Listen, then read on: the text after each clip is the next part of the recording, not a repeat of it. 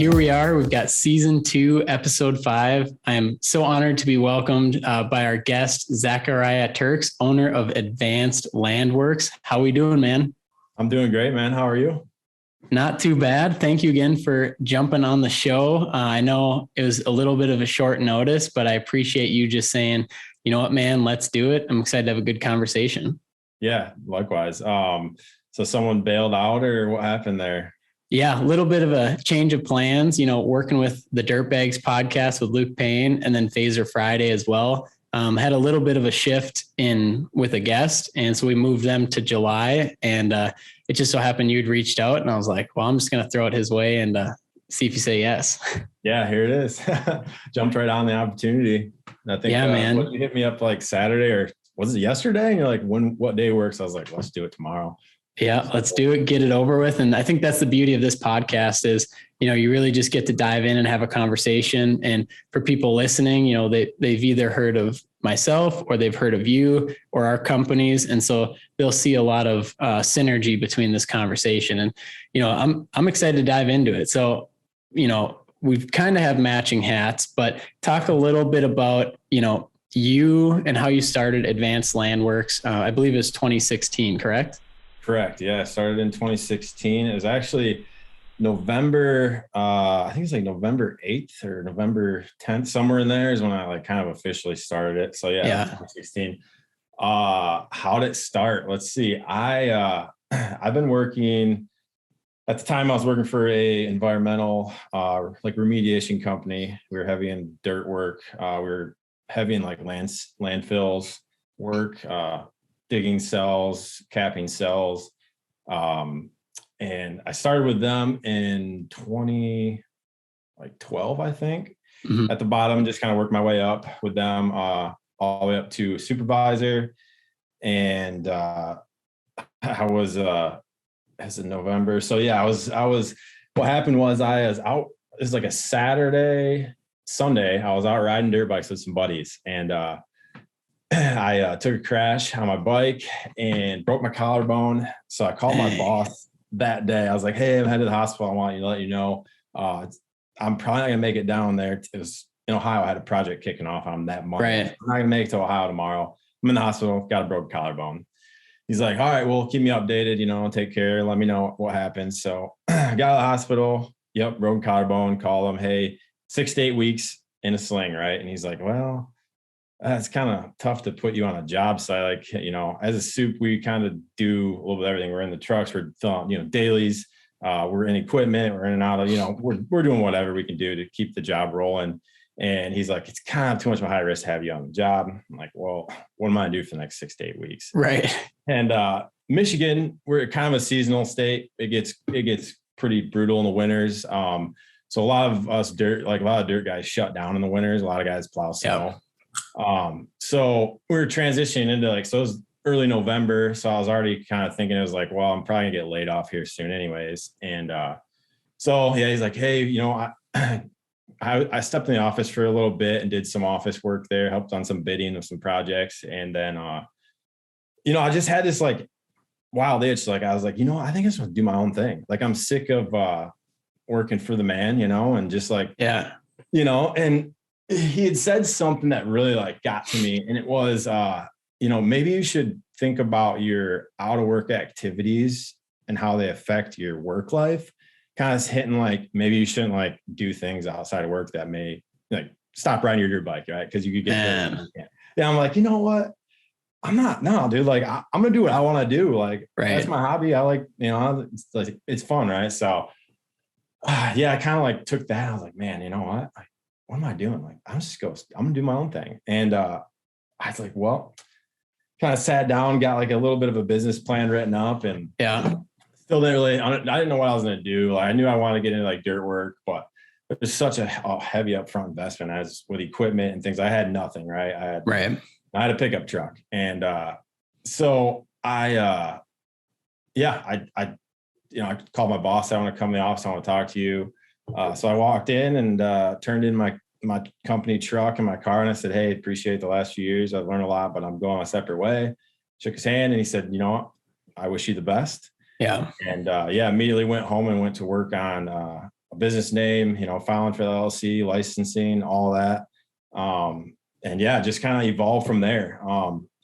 How deep you want me to go in this? I just think it's so cool to hear that, the origin story, because shout out to your old boss too, just for not freaking out and just saying, hey, I wish you the best. It was great when you were here and you're going to go do great things. And I think, he's not going to carry you or hold your hand through it, but it's like, yeah, he didn't go out swinging. So, 2016, you start your own business, and I know that feeling too, because I started mine in 2019, and you're like coming up with a name, you're coming up with a business plan. Like, what am I going to do here? So, how did that work? Because we're in very two different businesses. I have a marketing agency where honestly, my upfront cost was $155 for my LLC and like $66 to put it in the newspaper, which was legal. I had to do in Nebraska, and that was it. So I don't really have this overhead. So starting your company, did you buy or did you rent a piece of equipment, or how did you really get going? Yeah.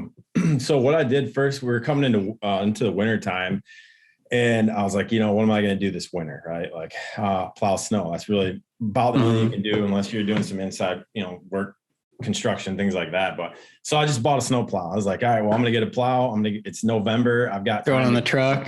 Yeah. Throw it on the truck. At the time I had a 08 GMC 2500 HD. Yeah. That truck built my business. That thing was awesome. But yeah, I bought a plow for that and just immediately text family and friends. Hey, I got a plow. Totally. Driveway's plowed, and a lot of them were like, yeah, hey, well, yeah, do it. Definitely come plow us.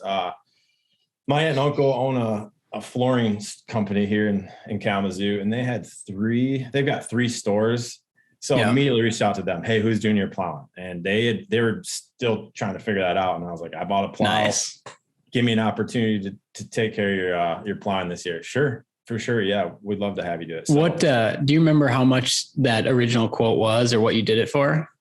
For the plowing, it was billed. I did it per store. I think so. Man, I can't remember. I want to say like their biggest store was about $155 per plow. And then it kind of went down from there. I think the other 2 stores were around $60 or $70 a plow. Yeah. So yeah, that's roughly what I was billing that at the time. And then I had some residential stuff. Right. And then I subbed for some buddies that, have some landscaping companies, and they were looking for subs. So between what I had gathered up and then a little bit of subbing, we had a snowstorm. I had a pretty busy night ahead of me. Yeah. It was cool. I enjoyed it. Like, it definitely kept some money coming in and kept me afloat, but it also allowed me to meet some new people, customers. Right. A lot of the customers, I'd be plowing their driveway and, like, hey, what else do you do? Do you do like property maintenance stuff? We're looking for a guy to do this. Do you do landscaping? So kind of opened the door to some other things. And I kind of like knew that, getting right into the dirt work is going to be tough with the equipment like we're talking Definitely. about. So, I kind of chose the smaller little jobs, did some mowing, did some landscaping stuff. I was actually really fortunate. My uncle had a old 753 Bobcat. Yeah. And I grew up on that thing. Me and my cousin build dirt bike tracks. Like, as long as I can remember, 7 or 8 years old, I was running that thing, building jumps and stuff. And so when I first started, I was like, well, I know I can use Uncle Matt's Bobcat. Like, it's not a big thing. So yeah, the first few jobs is like, I just rolled up in the old 753 wheel unit, and knocked out some jobs with that. And then I got with Cat, and I just opened up an account with Cat and started renting a lot with them. And that was cool. And then eventually just, transitioned to just purchasing my own stuff as a work came in. So yeah. And now we're just, we got a couple of machines now, and just still looking for more, man, just trying to build. Yep. Hell yeah. I was, as I was doing, my research in the short time we had before, jumping on the interview here and, the podcast, I was going through your social media and everything. And the reason I brought up, kind of how you started, I found your first Instagram post. There it is. With the GMC, November 22nd, 2016. We got winter is right around the corner. Don't get snowed in. For reliable and affordable snow removal service, give us a call. I was like, I love that. I'm going to bring it up on the show. And I feel like I could feel the excitement and the professionalism like in that post, because you're just like starting your Instagram. You have a brand now and you're like, hey, give us a call. And that stuff gets me so excited, is seeing people start their own businesses. But what I want to jump into with you is, you've been doing this 5-6 years. We just talked about, getting more equipment, growing. My question for you, I guess, would be, how big do you want to get and why? Like, how big do we want to scale? Like, do we want to be $1 billion company, or, what is that goal that you have in mind? So I don't want to be the biggest. I just want to be the best. And I kind of like thrive on that. You always hear like more money, more problems. I'm kind of getting to that, not so much with money, but like employees and, when I first started, I think if you scroll like all the way down on that feed, there's a picture of my dad and we're cutting up a tree. Yeah. And, I saw that. Yeah. So that was like my first, like, I don't know, like job I got. Someone, I think I was using like, not Angie's List, but like some referral app, they like reach out, right? Hit me up. Anyway, so that was like first job, but so anyways, grew from there. How big do I want to get? I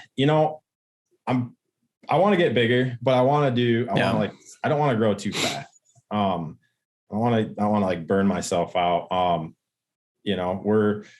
think we're growing at a good pace. So I don't know. I don't really have an exact answer for like how big I want to be. I want to be big enough, but still do like quality work and be personal with my customers. And, I'm on the job. I bid the job. I'm usually there doing the work. I'm constantly around, like build that relationship with a customer. And I think it's unique. A lot of these bigger companies, you don't ever really speak to the owners. Or definitely don't see them. Right. So, the customers get a little personal, more experience when they're dealing with us, versus larger companies. But no, I think I'd like to keep steadily just growing each year. I do $1 million, a couple $1 million a year would be nice. Right. I don't know, man. Hopefully just keep growing every year, just little bits at a time. And and that's why I wanted to ask that question, because I had a really good conversation with Luke Payne. He's the co-host with me on the Dirtbags podcast, but we're also business partners and a few other things. And he owns Black Iron Dirt and Western Excavation now out in Bismarck. And it was really interesting because he's like one of the most driven entrepreneurs I know, as far as like, let's get after it. Let's blow this thing up. But he also has the mindset of, let's stay in excavation.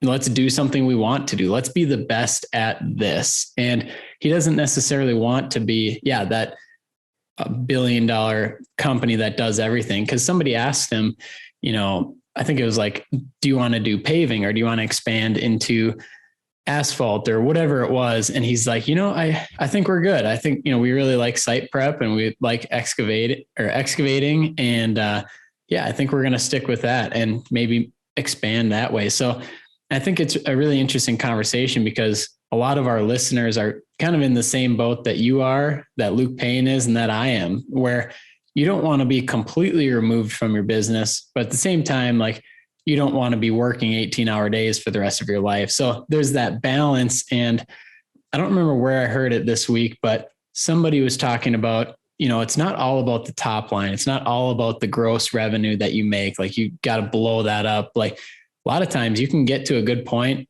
Doing 2 million, 4 million, 1 million. And if you focus on that bottom line, you can do a lot with that. So I guess it's not all about trying to, it's not all beauty when you keep growing that fast, because like you said, there's employees, and in this labor market, it can be very tough. So what does your team look like right now, as far as like, employees or your team? And then when is like a good time do you see to bring somebody else on? Right now we're running pretty thin. It's primarily myself and 3 other guys. And one's just like, he's kind of been, I don't know, it's been a little rough with him, but when he's there and he's all good. And, when he's not, he's just in and out, and that he's not super reliable. But like, it's tough right now finding anybody, so It's like, I don't want to like let him go completely, but it's like, man, hey, you're either in or you're out kind of thing. Right. Yeah. And I got a couple other guys that are pretty solid. And then myself, and I'm like everything. I don't have any office staff. Like I do all the payroll, Right. I do all the bidding, all estimate, all that stuff. Like I'm definitely overworking myself. I'm on every job. So taking a little bit of the office work off of my end would be nice, the payroll stuff and, some of the other paperwork, things like that, just I get home and have to deal with for, dude, a few hours. Like, man, I wish I could have someone take care of this for me, so maybe finding someone to handle that end or a company to do that would be nice to add. Definitely take a little bit of load off of me. Allow me to focus more on, bidding more projects and being able to complete projects in a more timely manner, things like that. So, looking to grow. We're hiring right now. We're looking for people. So anyone hearing this, reach out. We're looking for a good operator, laborers. I've been dabbling around, thinking about bringing on a CDL driver and getting into a little bit of trucking, looking for like a triaxle. But that kind of opened up a whole nother revenue doorway, something right into the whole trucking game. Right. So that's another avenue, but I'm sick of paying, subbing that, all that work out. I see all that money going out. It's like, putting that money in my pocket, so. Yeah. Like right now it's okay. But then you're like, okay, well, I'm not going to do this forever because you're just, your margins are gone. So eventually you want to get to a point where you can bring it in-house. And on the flip side, we deal with that same thing on the marketing side too. Like there's a point where you're subbing it out, and then there's a point like, okay, eventually I'd like to build a business where it's our business. And, that's where we're at now. We're building our internal team. And like you said there, it'd be nicer to have an internal team that is working for Advanced Landworx. They believe in the brand, they believe in the mission, and, they're just getting paid through you, and they they just believe in what you're doing. So it is nice to build that team, but that was one of the things I obviously wanted to touch on was, some of the labor issues that we're seeing in the industry that, everyone's having. It's even with our services, what we do, we don't promise anyone like, because we do your marketing, you're going to get people knocking at your door to work for you. It's an interesting market, and it's been very difficult, but I will say, and why I really wanted to have you on the podcast as well, you've done a very, very good job of marketing yourself and marketing your business, and you don't have an agency. Like it is just you doing it. And so I think that's really cool. It's very intriguing. And I want to dive into a little bit of that because that's my favorite thing is marketing excavation companies and branding. And so maybe the first thing I want to touch on is, your equipment. I know we've got that skid steer. Like what color would you call that skid steer? So that color is a spinoff of Lamar Gray. So I bought a Lamar dump trailer a while back, and the color, I really like the color of it, the gray. I want to go gray with everything. I got a gray pickup, everything is painted gray, but I wanted my own gray. I didn't want like a gray that everyone else, could get. So I made up my own gray. So I'm gonna call it Advanced Landworx Gray, I guess. I don't know. Let's go. I love it. Yeah. So I Sherwin-Williams, we made our own color, and so that's what that is. And we're gonna paint. Everything's getting painted the gray. Everything's gray. So, absolutely trailers, love it. Trucks, equipment. So for anyone listening, if you want to use that color, it's Advanced Landworx Gray. You can find it at Sherwin-Williams, and Zakariah will be getting a royalty from it. So yeah, it's expensive. It's like $130 a gallon or something like that. So wow, it's not cheap. But the gray, it's everything's getting gray. The branding thing is huge. these guys that run these big pieces of equipment, it's like, it's a huge billboard, right? Right. Why not brand yourself, right? Like, yeah, people see that stuff and like, hey, yeah, the guy with the gray equipment, or like, black equipment. You see guys are starting to do it more and more, but yeah, totally. Brand yourself, right? You might as well too. Like you said, you're already out there. You might as well, brand yourself, put it out there. And what you've done a really good job of is, keeping up some consistency on social media and having good content you're putting out and just engaging with others. And you're not just, what I really like about yours and what I would recommend to other excavation companies is, don't just put out the, call for a free estimate today, call for a free estimate today, call for a quote. It's like, people are so sick of that. Plus Instagram can see right through that and they will shadow ban you and you will have 2 likes on your post. But the more organic content you post, like all of a sudden you're engaging with people like me and our dirt work marketing page. And then, other companies and other excavation companies around the country, instead of just like trying to hit your end user. Because I think some companies can get so pigeonholed with marketing and think, okay, we only have to get to the end user, but there's a much bigger picture than that. And that's the long-term growth of like, I want to bring all these people to the table because, there's so much more value you can get than just that end user and just that, direct to consumer purchase. Because, and especially nowadays, like the social media algorithms see right through that and they will just not show that to anyone. Right. Unless you're paying their fees to pay to play. Yeah. Yeah. No, I enjoy making this little, snippets, little videos. Yeah. I have so much content and it's just like, it's tough for me. I'd like to put together some like banger videos with some good, drone footage and things I have, but that's like kind of where I'm lacking, like sit down. I've got Final Cut Pro, I think, on my Mac. Yeah, Final Cut Pro. And like I've yet to like really master that. And I feel like I should sit down and whip up some cool videos and throw those up. I think that'd be sweet. A YouTube channel would be cool too.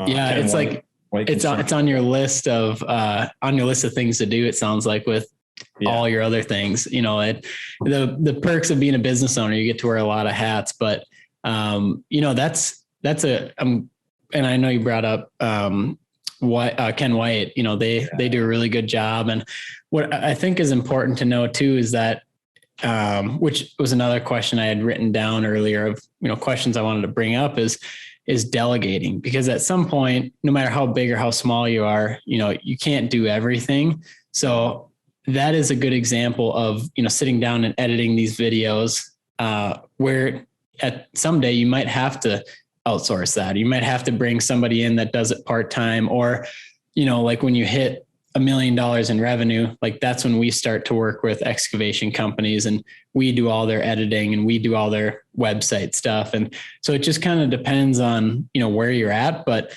if you can learn those skills, it's such a valuable tool to have. But at the same time, you also don't want to be spending all your time learning web design when you're way better off like sitting in the machine making money. So you almost have to like put yourself in your place. Like, how can I make the most money? What am I most valuable at?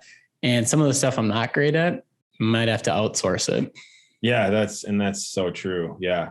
And I'm learning that more as the years have, gone on and I'm getting busier and busier. It's like, I need to delegate my time like wisely, right? Like where, like, just like what you said, like where am I most like efficient at? What's, sitting in my office on a laptop making doesn't really do me much. Like it's cool, right? Everyone likes to see it, but I mean, I'm not getting paid to do that necessarily, right? Yeah. So, I always ask people like, how much is your time worth? And then, and then you find somebody, because we have, a couple of people on our team that's what they love to do is edit videos. And it's like, they're way better at it than I am. So if I sat there and tried to edit every single video, I mean, my time is way better off doing something else that, I'm more valuable at and I can make more doing. So it's really just, almost finding what those things are, but then pulling the trigger and saying, okay, I'm going to delegate this out to this person that I trust. And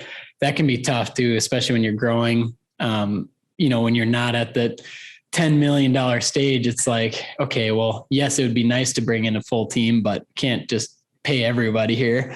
So, so another topic I wanted to touch on, and something I've been getting more into is different softwares, as you're starting a business and, different project management tools and, QuickBooks, invoicing, stuff like that. So when you started out and maybe even to now, like what kind of softwares do you use? Do you use Jobber? Do you use any of those? And what have you noticed? Like, have you liked any, or do you not like certain ones? What has your experience been with different softwares?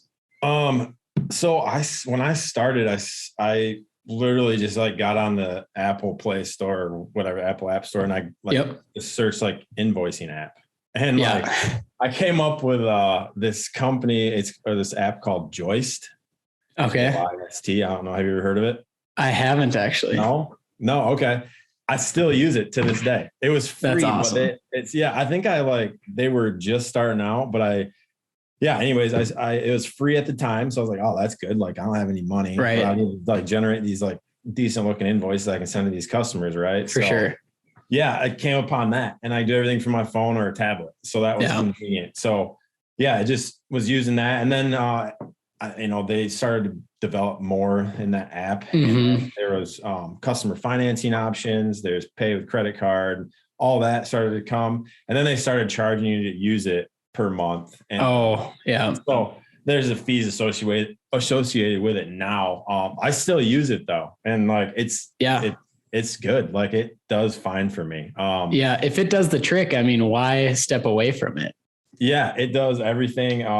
It tracks, outstanding bills, anything. I mean, it does very good. So that's what I'm using right now. There probably is better things out there, but like if it's not broke, don't fix it. Right. So that's what I'm using and it works great. So shout out. Joyce shout out. We'll drop a link in the description here and do a little referral link or something. Yep. If you're new and upcoming, I think they offer like different levels of membership. Yeah. So you can get into something pretty cheap, I think. So that's what I'm rolling with right now. As far as like bidding and jobs like that, I just sit down. I'm all right here. Pen and paper. Oh, there you go. That's what I like to see. I write everything out. That's just how I roll. I don't know. I like to visually see it. Be able to hold it. Like, I don't know. I'm just writing. I write everything down, even, just dailies, everything like that. Everything I do, it's written down in that book or other books that I have. So that's kind of how I break down like bidding stuff. It's cool to see, what works for other people and what, there's no right answer for everyone. And that's why I like to kind of explore on this podcast is, what is working for you? What is working for this company? And just so I can, gather as much as I can and, help other companies if they do have questions of like, hey, do you have an invoicing software? I'm like, actually I do. Here we go. And, just having resources available for companies if they reach out, that's what I'm looking to do is be, a resource first and a marketing agency second. And, this podcast helps with that, I think, because we get to dive into your business and we get to ask you the questions instead of me just blabbing on and on. So, changing gears a little bit here. So as I was going through, some of your services on your website, I just want to list them off here. I'm going to have you rank them at your favorite ones to do. It might be for the margins or just the time or seat time, and then to your least favorite. So on the site, we've got site prep, excavation, grading, demolition, mowing and mulching, and remediation. What would be your top one out of those and what would be the bottom one? We've been recently doing a ton of remediation work. And that's kind of like my background, what I started in was remediation and restoration work. I think that's my favorite. I love doing it. It's a lot of specialized stuff. It's usually like minimal space to work with on projects on sites. We've done like a lot of roadside cleanups, like hazardous waste cleanups. So you got lane closures to deal with. You're on a side of the highway. There's, you can't get trucks right there. And it's just like, strategic digging kind of, it's cool. I enjoyed all that, like all aspects of that. So I'd probably say like the remediation restorations right up there at the top. And I would say like my least favorite thing is mowing. Like, I hate mowing. Dude, like, that's what I had down. I'm like, I bet he's going to say mowing. And that's where I like kind of started too. We still have it'd be 2017. I bid on some mowing work for the city of Kalamazoo here. And I still have that contract to this day.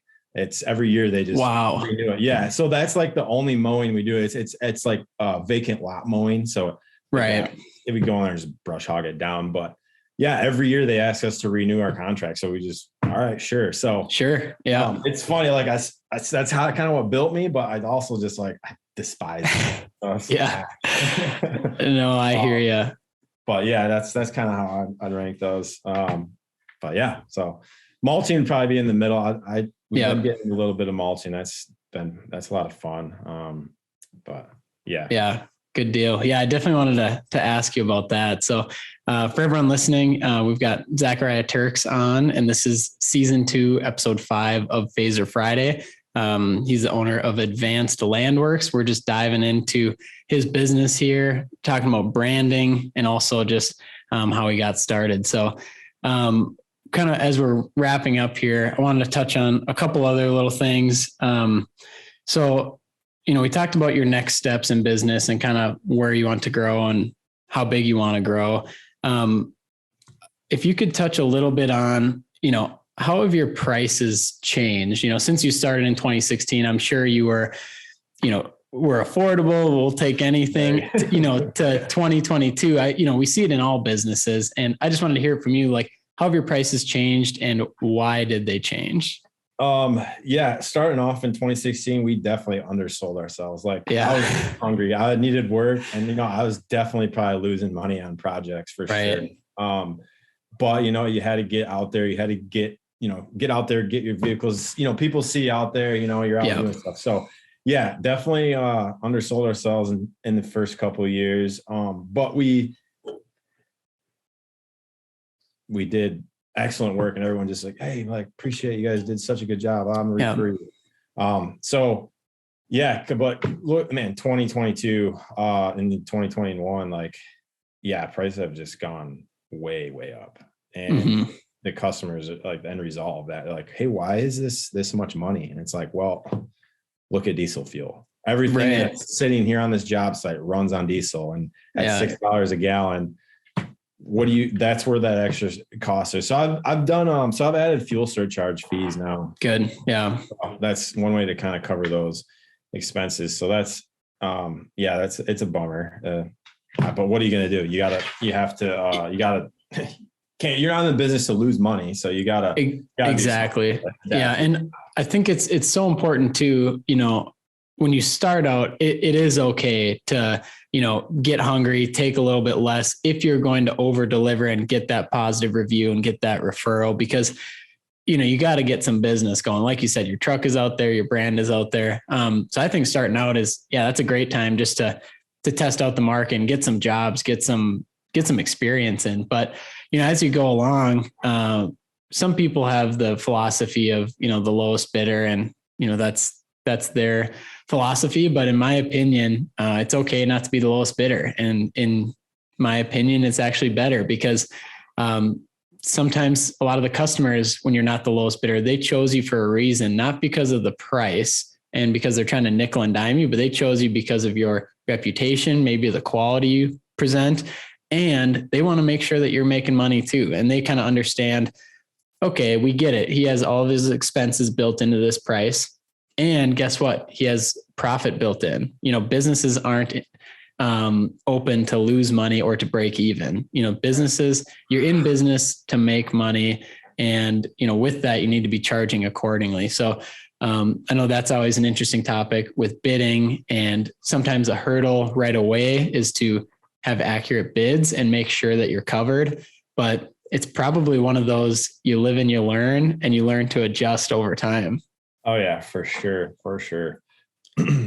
So as we kind of wrap up here, I just want to thank you again for, jumping on Phaser Friday. I knew this would be like a really fun episode just because, we've been following each other on social media now for a while, and I've really loved what you're doing with your brand and your business, but also, just the industry as a whole. I think there's so much value we can all add to this construction industry. So as we wrap up, for people listening, what's a good way to get a hold of you, or what's a good way to follow along with what you're doing with Advanced Landworx?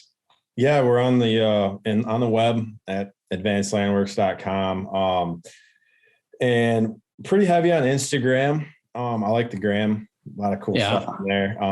So you find us on Instagram at Advanced Landworx. We're on Facebook. Gonna probably get a YouTube channel going here soon. We're on TikTok, but I don't have any videos on there yet. They're coming though. They're coming. Yeah, I might start whipping some videos up on there. But yeah, I think that's pretty much all. Perfect. And yeah, and we'll have all of your information linked on our website on the Advanced Landworx Phaser Friday episode. So you'll find the photos, the website, any contact information, and all social media links you can find on our website, which is phasermarketing.com. And then you just go to Phaser Friday Home, and you'll see all of his info. So I appreciate you again for jumping on the show. Thank you for your time and everything you're doing. I loved getting to dive in a little bit deeper with, your business and really just see how you're operating. So I appreciate it again, man. And I can't wait to talk soon. Yeah, man. Appreciate you. Thank you very much. All right, man. We'll see ya. All right. Adios.